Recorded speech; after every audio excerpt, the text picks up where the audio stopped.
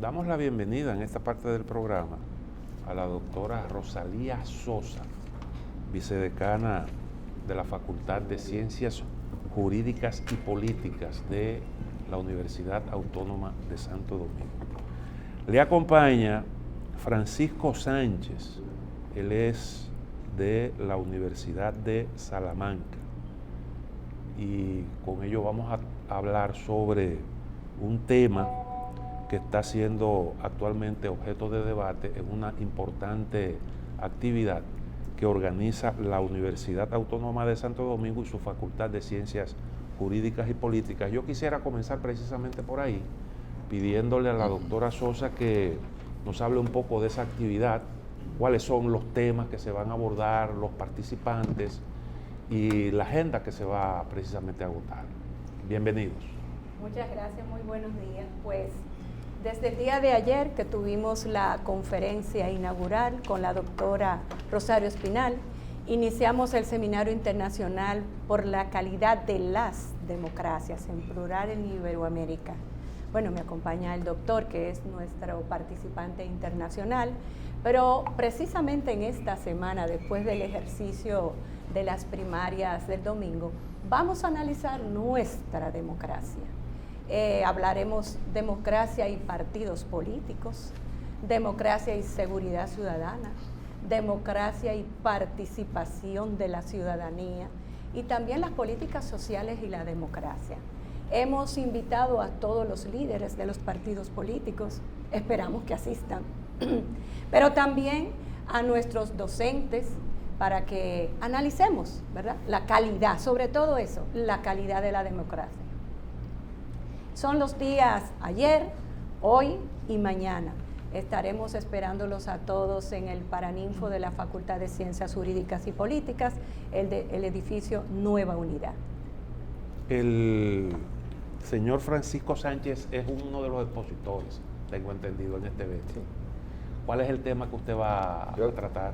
Tengo la conferencia es una visión general sobre la calidad de las democracias en América Latina en este momento. Entonces, haré un diagnóstico transversal cruzando todos los países y tratando de abarcar distintos aspectos, ¿no? Bien. ¿Cuáles son los parámetros a partir de los cuales se mide la calidad de una democracia? Tiene básicamente dos grupos de aspectos. Unos son procedimentales y otros de resultados. Usted puede tener unos procedimientos que funcionen, pero los resultados no ser efectivos y satisfacer demandas. Entonces, lo que se busca es tratar de ver indicadores en los que se estén demostrando que los procedimientos se cumplen, y los procedimientos tienen que ver básicamente con garantías y responsabilidades y rendición de cuentas, y después que las políticas públicas satisfagan necesidades de la población de forma democrática, entiéndase, o sea, con parámetros que estén dentro del marco del Estado de Derecho, que respeten a los ciudadanos como ciudadanos y que no sean simplemente vistos como clientela electoral, por ejemplo, y sobre todo satisfagan necesidades, ¿no? ¿Y cómo se logra eso? ¿Cómo se llega a los niveles adecuados en cada uno de esos parámetros? Vale. ¿Qué es lo que garantiza que todo eso funcione de la manera adecuada? Es un sistema multicausal, no puede tener un solo elemento que diga. Entonces usted necesita instituciones sólidas, pero además necesita ciudadanía responsable y también necesita buenos políticos. Entonces la conjunción de los tres elementos va dando el resultado de que la democracia funcione de mejor manera. Hay que entender la calidad de la democracia como un continuo, ¿no? Entonces tiene que mirar cómo que va mejorando las cosas. O sea, no puede ser de Corea del Norte a Noruega, ¿no? O sea, hay un continuo donde los países se van posicionando. Unos pueden estar funcionando bastante bien desde el punto de vista institucional y tener una crisis económica en que hayan tenido que hacer un recorte en servicios por parte del Estado, o tener ciudadanías que no funcionan de forma eficiente y que tenga una relación clientelar con el Estado, por ejemplo, ¿no? Entonces, Doctor Sánchez, dígame. en comparación con las democracias de otras regiones, ¿cómo queda la de Latinoamérica? El problema de América Latina es básicamente un problema de desigualdad estructural. Usted no puede tener unas buenas democracias que parten del supuesto de la igualdad si tiene sociedades con desigualdades estructurales. Y las desigualdades estructurales es porque usted tiene ciertas barreras que impiden que eso se supere, ¿no? Entonces ya no solamente es una cuestión de pobreza, porque la pobreza, al fin y al cabo, se puede generar si usted tiene ingresos, pero hay, por ejemplo, diferenciaciones estructurales de carácter étnico-social, ¿no? Entonces, por ejemplo, si usted tiene sociedades racistas, es muy difícil que la gente cambie de ciclo, ¿no? Entonces usted no es simplemente que sea enriquecido. Posibilidades distintas de acceso a la educación, Claro, por ejemplo. sí, por supuesto, pero el problema del acceso a la educación también está cruzado por ciertos elementos. Es decir, si yo accedo a la educación en función de mis ingresos, de mi estatus, de mi ubicación socioeconómica, de mis antecedentes de padre. Es el mayor indicador, por ejemplo, del nivel educativo que va a tener una persona es el nivel de estudios de su madre. Entonces, si una madre no ha tenido un nivel de estudios suficientemente adecuado, por decirle, las posibilidades de que esa persona repita ciclos son altísimas. También, sobre la calidad de la democracia, también queremos saber si en la misma incide lo que es el nivel de representatividad que pueda tener un político electo. Es decir, tenemos casos de personas que suben más representando un interés o un sector empresarial que una comunidad. ¿No es eso también un factor tomado en cuenta en el momento de la medición? Sí, pero vamos a ver, yo en esto soy bastante crítico. Yo creo que la gente vota lo que quiere. Es decir, a mí eso de que han sido engañados o que estaban mal, pues sería un poco desconfiar del elector, ¿no? Entonces, si desconfiamos del elector para eso, desconfiamos del elector para todo, ¿no? Entonces, aprendamos a jugar con esos elementos. Es decir, si es que hay un elector, por eso hablaba también de la ciudadanía de calidad, ¿no? Entonces, la ciudadanía de calidad hay que irla construyendo. ¿Y cómo se va construyendo?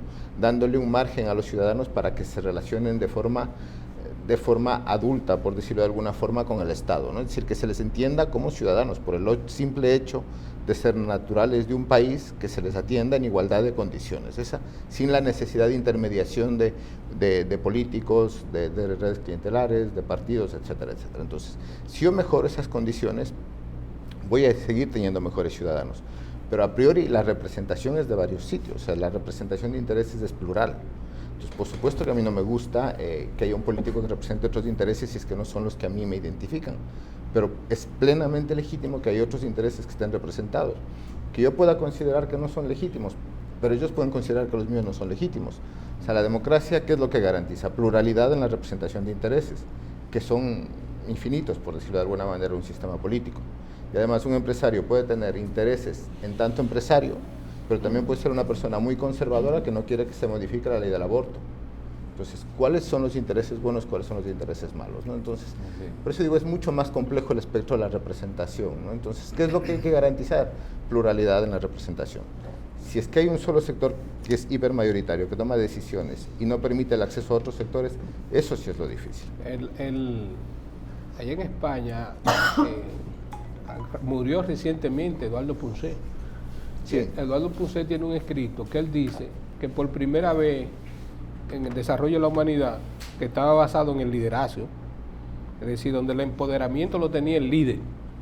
Él dice que por primera vez con el surgimiento de este mundo de la información y de las redes sociales, por primera vez los seguidores han sido empoderados. Es decir, que hay un empoderamiento de los seguidores, porque los seguidores dependían del líder. El líder reunía todo el empoderamiento del poder y de la toma de decisiones. Entonces la gente ahora vota todos los días por lo que quiere. Ya la gente no tiene que esperar 4 años para votar. La gente vive votando permanentemente, si quiere unos zapatos, si quiere un sombrero, si quiere un producto determinado. Incluso el mismo campo de la información. Antes, en el sistema anterior, los directores de periódicos se reunían a las 5 de la tarde y decidían la noticia que iba en primera plana. Pero ya eso no, la noticia que está en primer lugar es la gente que decide votando, es decir, por esa información. Esa es la que coloca la información en el lugar. Han hecho los políticos, los dirigentes políticos, están analizando eso. ¿Qué es lo que está pasando con los seguidores?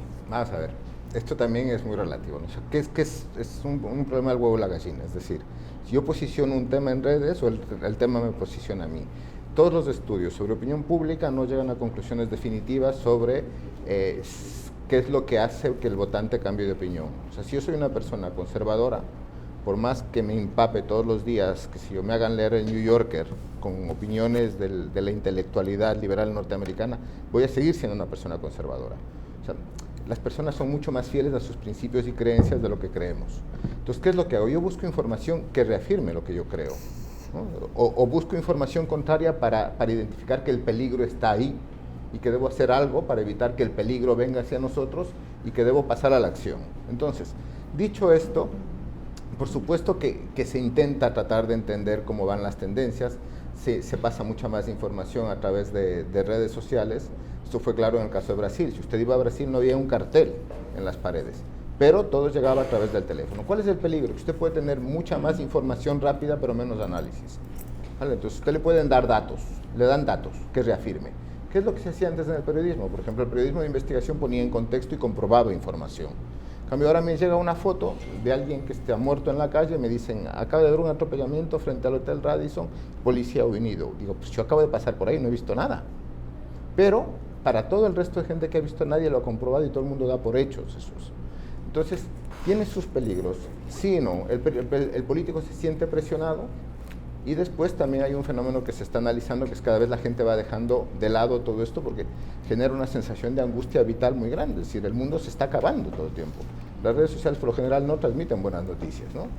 Son mecanismos de alerta. Todo el tiempo le están diciendo, cuidado que vienen, cuidado que vienen, cuidado que vienen. Esto es como los del juicio final, ¿no? Prepárate que Cristo viene, ¿no? Entonces es una cosa muy parecida. Sí, pero la gente no solamente coloca el posicionamiento en lo que dicen los individuos, también cuando la gente vota por lo que publicó un periódico va colocando esa información en primer lugar. Sí, por supuesto. Es decir, el New York Times sube su periódico hoy. Entonces los norteamericanos comienzan a elegir la información que más les gusta, entonces esa información se va colocando en la red y esa información está elaborada con todos los requisitos de lo que se hace el periodismo. Sí, por supuesto. Es decir, no lo podemos evaluar de lo que hace solamente un tipo individual, sino lo que hacen las propias instituciones, el poder que tiene la gente ahora de decidir qué quiere, que no lo tenía antes. Vale, es que tampoco es una cuestión grande de, digamos, hay que definir el grupo, cuál es la gente que decide, ¿no? Es decir, no todo el mundo tiene un porcentaje de interés en información política muy grande. Por ejemplo, en España está medido. Las personas muy interesadas por política son el 5% de la población. Entonces, nosotros tenemos una sensación de que a la gente le interesa porque estudiamos eso. O sea, yo soy profesor de ciencia política. Estamos en ese claro, abanico. entonces estoy dentro de ese 5%, yo les digo a mis alumnos, digo, bienvenidos a un exclusivo club del cual formamos parte del 5%, ¿no? O sea, no crean ustedes que esto le interesa. Y se ve, por ejemplo, cuando se hacen coberturas de medios el día de elecciones y a una persona que pasa por ahí le dice, ¿usted no va a ir a votar? Dice, no sabía. Entonces, ¿cómo que no sabía? Si todo el mundo habla de esto. Digo, no, pues hay gente que está al margen de eso. Y le pongo un ejemplo, el New York Times acaba de cerrar su edición en español, que era una muy buena edición en español. El New York Times es un grupo de prensa, se le presume muy potente, pero tiene problemas financieros como todo el sistema tradicional de medios. Está quebrado.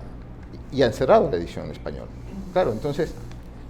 y transmitía buenos conocimientos y la gente trataba de posicionarlo, pero la prueba de que la información se va posicionando en función de creencias, precisamente es lo que está pasando en los Estados Unidos, ¿no? El quebrado New York Times, dice ahora. Hay un proceso, a ver si usted coincide con lo que yo observo. Cuando termina la Guerra Fría desaparecen las ideologías y se van extinguiendo las diferencias entre los partidos políticos. Cada vez se parecen más. En consecuencia, el electorado tiene menos opciones porque los partidos políticos representan prácticamente los mismos intereses. El proceso de concentración de las riquezas, que es brutal en el mundo entero, y hay estudios de Oxfam que lo ponen en evidencia, eso da poder político. Y las formaciones políticas responden cada vez más a los mismos intereses. Y eso empuja al electorado a refugiarse muchas veces en políticos incorrectos. Yo tengo la percepción de que un poco eso ocurrió en Estados Unidos y ha ocurrido en otras partes del mundo, en donde hay políticos que han propuesto cosas que no son ni siquiera del agrado del electorado, pero para romper realmente el predominio de organizaciones que representan lo mismo, entonces se inclinan por esas formaciones políticas que prometen hasta lo que no se puede realmente cumplir. ¿Hay algo de eso? ¿Usted observa algo de eso? Vamos a ver, hay distintas, son varios temas que usted ha ido tocando y hay que verlos. Sí. Evidentemente la diferencia está como un contexto en el que estudió la doctora, donde había un sistema político totalmente diferente, que la alternativa no era ni el capitalismo ni el sistema democrático liberal. Sí, o sea, con el fin de la Guerra Fría y la caída del muro entra en cuestionamiento y posiblemente no se ha planteado de forma tan coherente y tan real un sistema de países que se gobiernen de forma diferente, ¿no? Entonces, por ese lado, yo posiblemente sí, y posiblemente se invente otro nuevo, es decir, nada me indica que la democracia en un contexto capitalista sea la única alternativa, ¿no? puede volver a surgir. O sea, en el periodo entre guerras en Europa cayeron casi todas las democracias establecidas y se establecieron regímenes totalitarios, ¿no? Y ahora vemos como también democracias que se les presuponía consolidadas están teniendo fuertes liderazgos populistas. Ahora, dicho esto, ¿qué es lo que pasa? ¿Cuáles son los reales intereses de las personas? A un votante de Trump posiblemente le parezca coherente lo que Trump plantea, ¿no? Y después se diferencias en los partidos. O sea, subir o bajar impuestos es una diferencia sustancial. Ya no son grandes proyectos societales como lo que podía haber planteado el Partido Comunista y el Partido Liberal.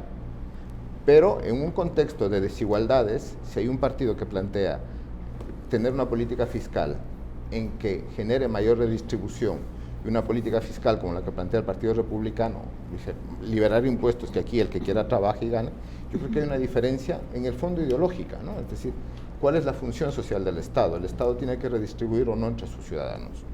Entonces, en un contexto de desigualdad, la idea de la redistribución o cómo accedemos a satisfacer necesidades es importante y yo creo que sigue estando presente en los partidos. Se hizo una encuesta internacional que determinó que los países más felices son los que tienen la democracia, que tienen una democracia estable. Entonces, la democracia sigue siendo muy competitiva a la hora de dirigir un Estado. Claro, pero hay otra cuestión también que es muy importante tomar en cuenta, es decir, todo sistema institucional tiene un límite en función de cuánta presión resiste. Entonces, si usted tiene un sistema muy desigual, se rompe. Social. Sí, a nivel social, económico, llámelo X. Pensemos en cuáles suelen ser las democracias más consolidadas, ¿no? El ejemplo típico de los países nórdicos. Son países, por lo general, o eran países cada vez menos homogéneos culturalmente, con grandes niveles de riqueza, niveles similares de educación y sin grandes desigualdades, ¿no? Porque es muy difícil enriquecerte fácilmente en un país que tienes 8 meses al año hielo. Entonces va generando redes de supervivencia, de contexto social, de creación de solidaridades y demás, que hace que una sociedad pueda funcionar. No estoy diciendo que no haya desigualdades, ¿no? Estoy diciendo que las grandes tensiones y desigualdades no aparecen. ¿Qué es lo que hace el estado de bienestar? El estado de bienestar funciona como un sistema de reducción de desigualdades y que las personas que estén en situación de desigualdad extrema no tengan que ir en situación de marginalidad. Una persona que no puede pagar aquí acceso a salud cae en marginalidad, es decir, se vuelve enfermo crónico. Hay un libro que, bueno, mucha gente lo busca porque plantea una serie de asuntos novedosos, cómo mueren las democracias. Sí. Realmente, ¿qué es lo que puede determinar una involución en la calidad de una democracia? Yo creo, bueno, ahí se plantea la hipótesis de las instituciones, ¿no? Entonces, una parte de la hipótesis de las instituciones está, pero también hay una cuestión de necesidades insatisfechas, ¿vale? Entonces, el sistema político y el sistema económico no satisfacen mis necesidades. Y vuelvo nuevamente a la pregunta, ¿no? ¿Cuáles son las necesidades de una persona? Son las económicas, pero también pueden ser las necesidades de adscripción cultural, ¿vale?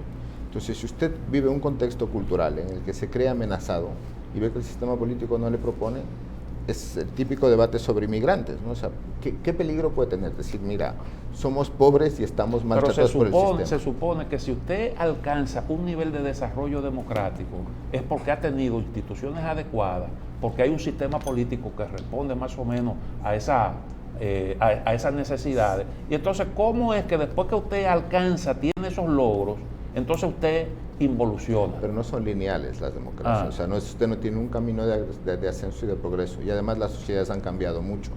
O sea, se toma en cuenta, por ejemplo, la globalización, ¿qué es lo que hace la globalización?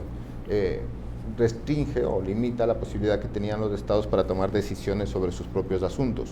Entonces, después, el cambio en el sistema productivo internacional. O sea, hay un solo país con el mundo con el cual usted no puede romper relaciones definitivas, que es China. Si usted rompe relaciones definitivas con China, se queda sin provisiones de bienes y servicios en 15 días, ¿no? O sea, se queda sin televisiones, computadoras, teléfonos, de todo.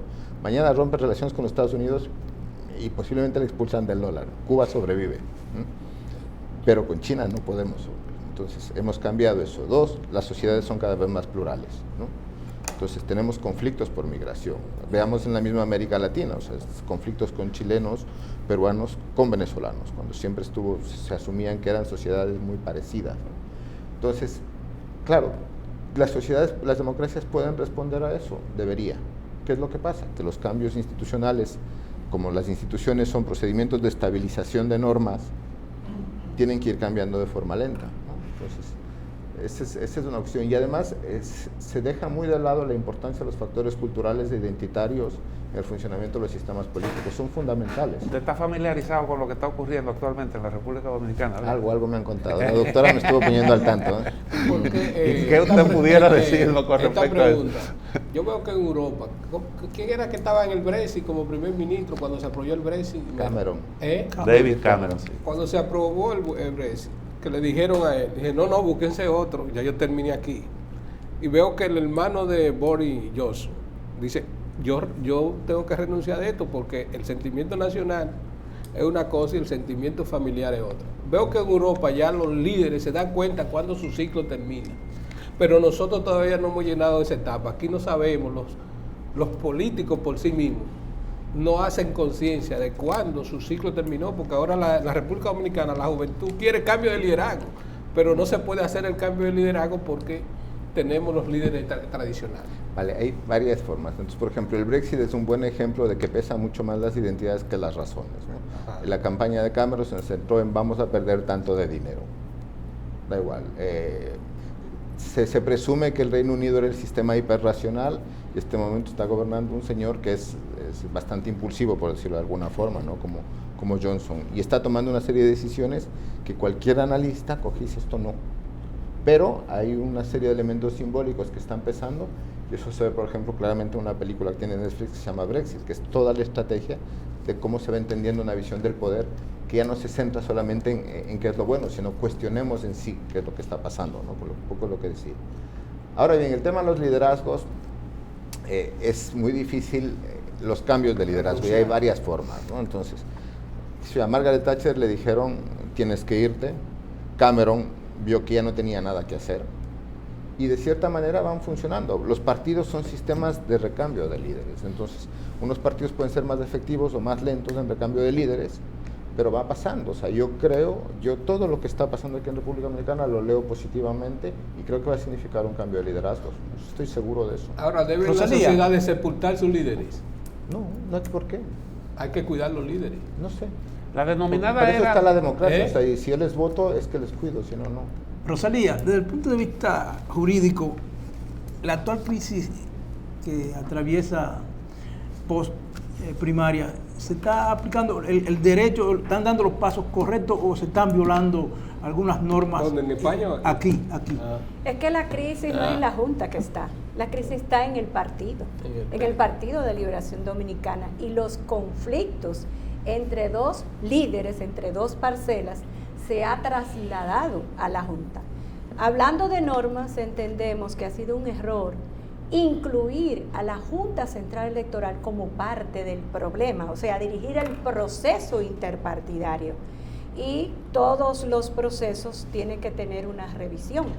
Y a futuro tenemos que aprender, porque como dice el maestro, no es que nos vamos a morir, la ideología pesimista que existe en la República Dominicana.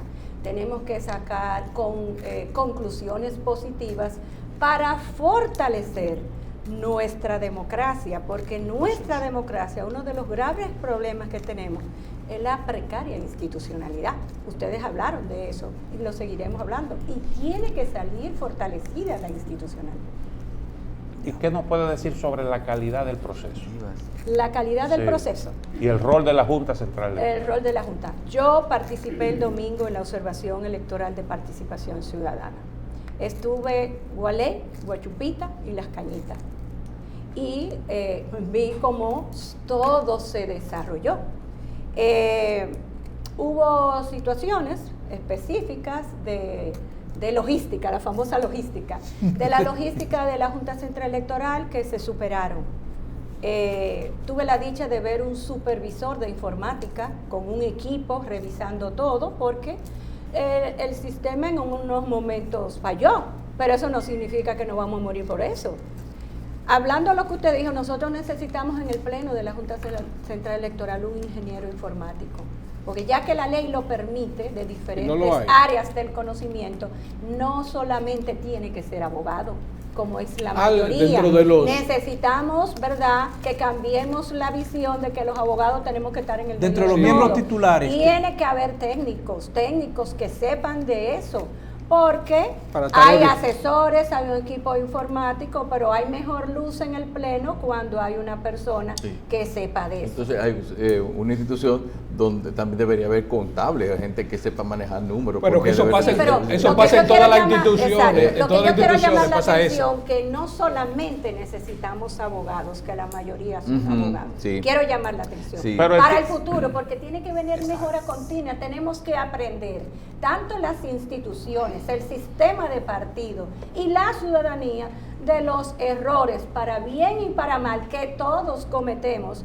porque la calidad, como dice el maestro, de la participación de la ciudadanía es revisable también. Porque nosotros vimos de todo en la observación electoral y en los informes que presentó Participación Ciudadana. Y lamentablemente los trueques o la compra de voluntades, porque ya yo no digo de cédula, compra de voluntades, era claro en esos lugares donde hay grandes necesidades. Y entonces ahí la calidad de la democracia tiembla, ¿verdad? Tiembla, se pone en juego. Y eso es lo que tenemos que revertir.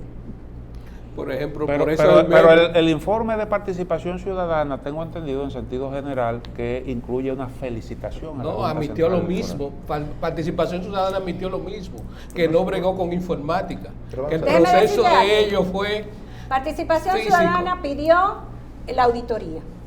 Participación Ciudadana pidió la presencia del fiscal electoral. Fuimos a unas elecciones sin una Procuraduría especializada de investigación y persecución del delito electoral. Óiganlo bien. Ni el sistema de partidos se preocupó de eso, ni la Junta Central Electoral, porque la Junta Central Electoral estaba pensando en su asunto. Pero de forma del sistema electoral, la institucionalidad precaria ahí está presente, porque no tenemos un fiscal electoral. ¿Ante quién vamos a denunciar el fraude electoral, la compra de elecciones? No tenemos un fiscal electoral que esté presente en el recinto, que investiga y persiga. Entonces, ahí se muestra, se nos enrostra nuestra debilidad institucional, y el sistema electoral falló un actor muy importante. Y ahora es que el están fiscal dándole electoral. cursillo a algunos fiscales. No es solamente de cursillo, es que la ley es la ley. Y la ley manda a crear la Procuraduría Especializada y debió de estar establecida. En comparación con otros procesos, ¿nosotros avanzamos o retrocedimos? Vamos a ver Avanzamos. con la ideología, no vamos con la ideología del pesimismo. Avanzamos. Estamos avanzando Sí. y tenemos que seguir avanzando. ¿Por qué? Tenía una ley de partido. Los partidos van a salir fortalecidos. Tienen que organizarse. Participación Ciudadana también dijo que los fondos que tienen que inclinar a capacitar y a sensibilizar a sus militancias y a sus simpatizantes no se usaron en los partidos políticos. Entonces, nos vamos a salir, tenemos que pensar en positivo a pesar de la situación que estamos viviendo, porque no nos vamos a morir, estamos en República Dominicana y tenemos que luchar por mejorar la calidad de la democracia. Vamos, antes de irnos, vamos a recordar entonces cuáles serán los días y lugar para el desarrollo del evento. Esperamos a los televidentes a nuestro seminario, tendremos una gran conferencia del maestro y a las 9 escucharemos a Pura Hernández, que nos va a presentar y analizar el informe de la calidad de la democracia 2019 que presentó el PNUD. Y vamos a esperar que los invitados, los grandes líderes de los partidos políticos, lleguen a nuestro seminario. Los esperamos a todos y a todas. ¿Cuándo fue del PNUD? ¿Qué tiempo tiene? ¿Que lo dieron? No, es reciente, Parece. 2019, 2019. y donde presentaron. los indicadores de la democracia están muy cuestionados, sobre todo la corrupción, compra de votos, transparencia Bueno, y, va a haber- e institucionalidad. Va a haber primicias dentro de 9 minutos en la UAS, así que... Gracias. Busque una, La participación de la unos patrocinadores y masifique eso. Rosalía Sosa, vicedecana de la Facultad de Ciencias Jurídicas y Políticas de la Universidad Autónoma de Santo Domingo, también del doctor Francisco Sánchez, PhD, especialista doctor en Ciencias Políticas y director del Instituto Iberoamericano de la Universidad de Salamanca. Muchísimas gracias por esta participación. Carlos. Bien, a ustedes las gracias por estar en sintonía con nosotros y después del mediodía en YouTube el programa completo y en la noche en Coral de nuevo.